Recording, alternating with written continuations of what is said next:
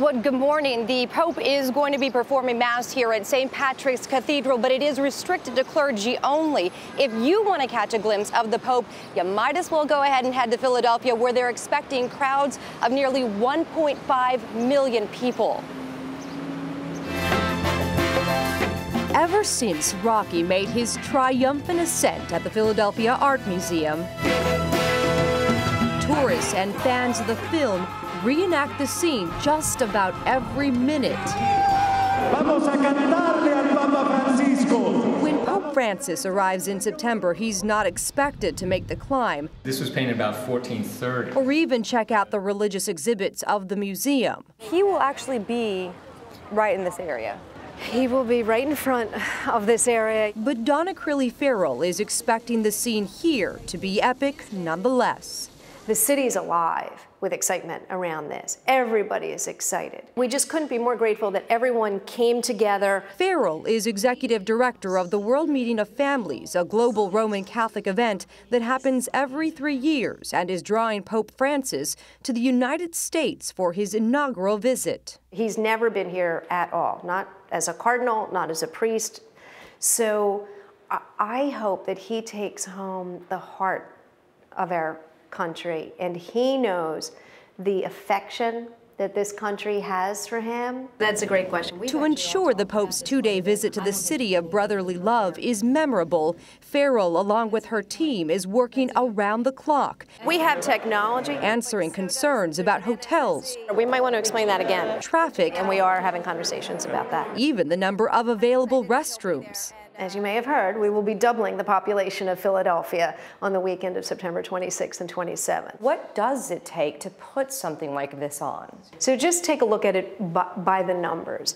We have 15 committees. We're looking for, and we're almost there, 10,000 volunteers. We have people coming from 150 different countries. Planning for the event began in early 2014 when Farrell joined the mayor and Pennsylvania's governor to meet Pope Francis at the Vatican. I just said to him, I'm getting emotional now.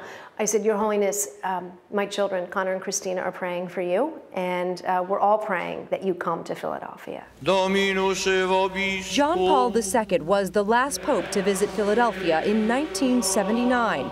Farrell, a sophomore in high school at the time, was there. I was fortunate enough to be an usher, and I was an usher. I was right at the base of the altar. And it was one of those transformational moments for me. I mean, it's the kind of thing that really impacts a young person.